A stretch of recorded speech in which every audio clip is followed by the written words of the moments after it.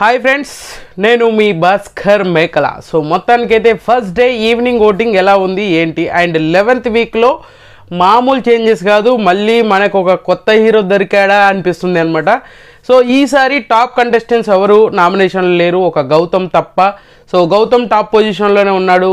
చాలా ఎక్కువ ఓటింగ్ పడుతుంది అని అనుకున్నాము, రాను రాను రాను రాను తగ్గిపోతుంది. ఈ ఫ్యామిలీ వీక్ అనేది ఏదైతే ఉంటుందో ఆ ఫ్యామిలీ వీక్ మొత్తం అంతా కొలాప్స్ చేస్తుంది అని అనుకోవచ్చు. లేపడానికి అంతే హైప్ ఉంటుంది అండ్ పడుకోబెట్టడానికి కూడా అంతే హైప్ ఉంటుంది అనమాట. సో రెండు విధాలుగా నెగిటివ్ ఆర్ పాజిటివ్ రెండు ఖచ్చితంగా ఇంపాక్ట్ అనేది క్రియేట్ చేస్తుంది. బట్ ఈసారి ఓటింగ్ ఆర్డర్ని కంప్లీట్గా ఆడియన్స్ పెద్దగా పట్టించుకుంటలేరు అన్న ఫీలింగ్ అయితే ఖచ్చితంగా వచ్చింది.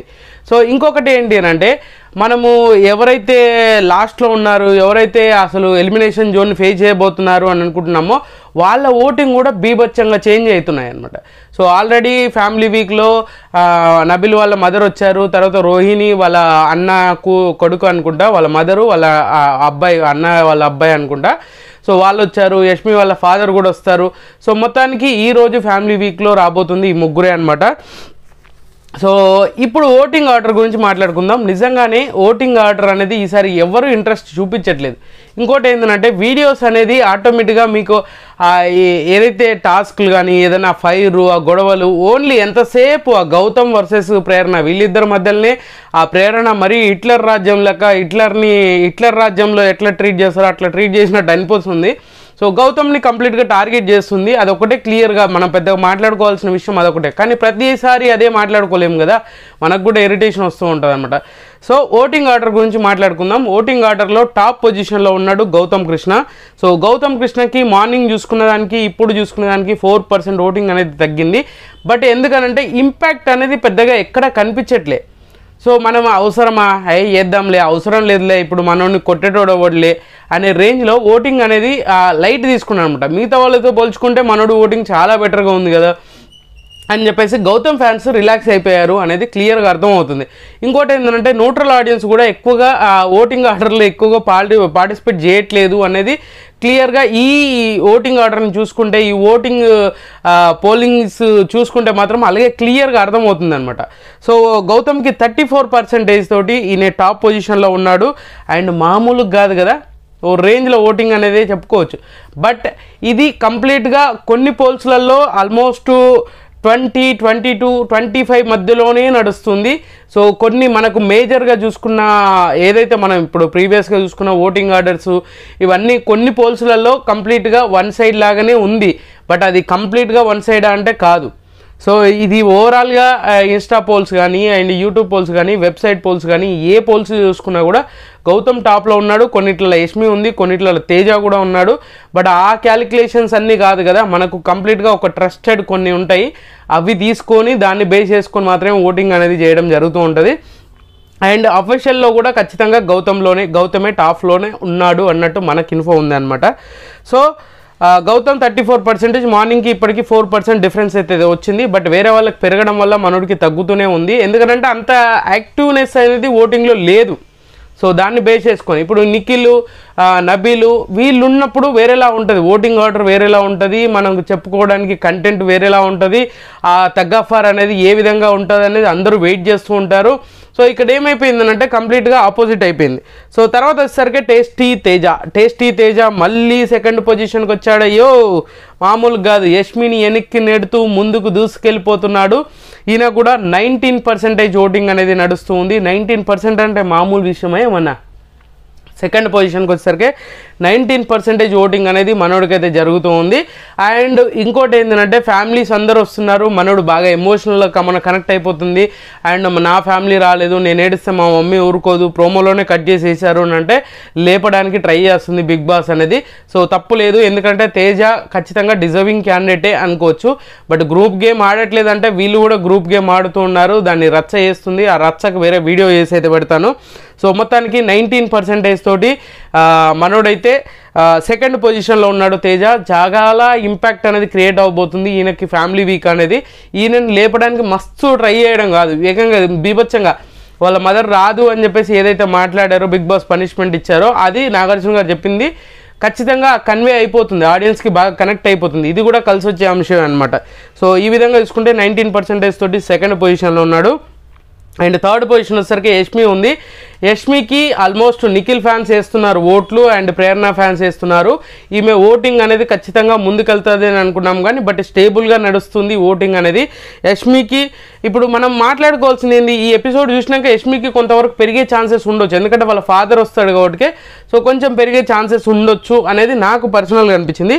16% తోటి ఈమె అయితే థర్డ్ పొజిషన్లో ఉంది. అసలు మామూలుగా కాదు, ఓ రేంజ్లో అనమాట. ఇలా ఉంటే ఓటింగ్ అనేది ఏ రేంజ్లో ఉండాలి, అసలు నిఖిల్ ఫ్యాన్స్ కంప్లీట్గా యాక్టివ్గా కొంతవరకు ఎంత అట్లీస్ట్ ఒక 10% 5% ఓటింగ్ అనేది ఖచ్చితంగా ఈమెకు వేస్తున్నారు నిఖిల్ ఫ్యాన్స్, ప్రేరణ ఫ్యాన్స్. ఆ విధంగా బేస్ చేసుకుంటే మాత్రం ఖచ్చితంగా ఈమెకు స్టేబుల్ ఓటింగ్ అనేది పడుతుంది. 16% తోటి థర్డ్ పొజిషన్.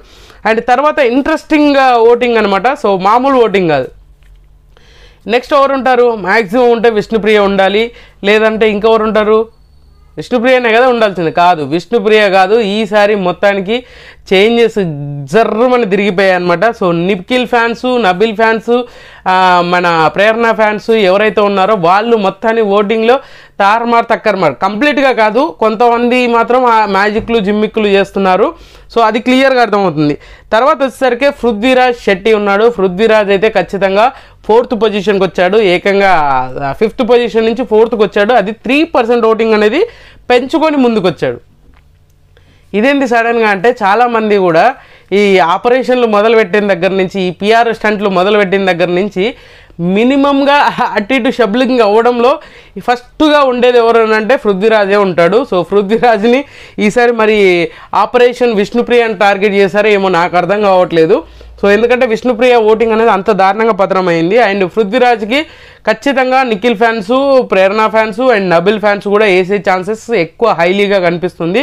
ఎందుకంటే ఓటింగ్ సడన్గా 3% పెరిగింది. ఎందుకంటే కంటెంట్ ఏం లేదు, ఆ స్క్రీన్ స్పేస్ అనేది పెద్దగా ఏం కనిపించదు ఫ్యామిలీ వీక్ అన్నప్పుడు. అలాంటివన్నీ ఉన్నప్పుడు పెద్దగా పట్టించుకోవాల్సిన అవసరం లేదు. ఆడియన్స్కి ఏ విధంగా కనెక్ట్ అవుతుంది ఇది. సో మ్యాక్సిమం ఫ్యామిలీ ఉంటే వాళ్ళ ఫ్యామిలీస్ మాత్రమే ఉంటారు కాబట్టి, వాళ్ళ ఎమోషన్స్ కనెక్ట్ అవుతాయి కాబట్టి, సో అప్పుడు ఏం చేయలేని సిచ్యువేషన్లో ఉంటుంది అనమాట. సో అలాంటప్పుడు కొంచెం ఆలోచించుకోవాల్సింది. ఎందుకంటే ఇది ఖచ్చితంగా వేరే వాళ్ళు ఈయనకు ఓట్లు అనేది స్ప్రెడ్ చేస్తున్నారు, ఈయనను ఖచ్చితంగా ఉంచాలి అనుకొని ఆపరేషన్లు మొదలు పెట్టినట్టు. సో మొత్తానికి ఆపరేషన్లకి ఏదో ఏమంటారు, ఆపరేషన్లు నమ్మి మోసపోకండి. సో పృథ్వీ అయితే 4th పొజిషన్లో ఉన్నాడు and 12% voting. And 5th position వచ్చేసరికి మాత్రం అవినాష్ వచ్చాడబ్బా. మళ్ళీ అవినాష్కు ఒక పుంజుకొని ఒక 1% ఓటింగ్ అయితే పెంచుకొని ముందుకైతే వచ్చాడు. 9% ఉన్న ఓటింగ్ ఇప్పుడు 10% అయింది. సో అవినాష్ ఏదో విధంగా ఈ ఫ్యామిలీ వీక్లో వచ్చిన అందరినీ కనెక్టివిటీ బాగా చేసుకుంటాడు. అండ్ వాళ్ళతో బాండింగ్ మంచిగా మాట్లాడడం కానీ, ఆ రిసీవ్ చేసుకునేది కానీ ఆల్రెడీ మనకు చూపిస్తున్నారు కదా. సో ప్రోమోలో చూపించినట్టుగా రెండు కూడా కొంచెం ఇంపాక్ట్ అనేది, అరే మనోడు కనిపిస్తున్నాడు, మనోడు ఎక్కువగా గ్రాప్ చేయగలుగుతున్నాడు ఆయన సైడ్ స్క్రీన్ అనేది. నిజంగానే రోహిణి ఒక టైంలో చెప్పింది కదా, బోర్డ్ వేసి అటెన్షన్ సీకర్ అన్నట్టుగా.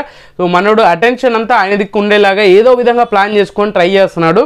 బట్ ఆ విధంగా చూసుకుంటే మనోడికి వాళ్ళ మిస్సెస్ వచ్చినాక ఓటింగ్ అమాంతం మెరిగే ఛాన్సెస్ ఉంది అనమాట. నాకు తెలిసి అవినాష్ వాళ్ళ మిస్సెస్ను కూడా లాస్ట్ డే అంటే ఫ్రైడే అలాగా తీసుకొస్తుండొచ్చేమో అని నాకు పర్సనల్గా అనిపించింది. మరి మీకేమనిపించింది ఏందో చెప్పండి.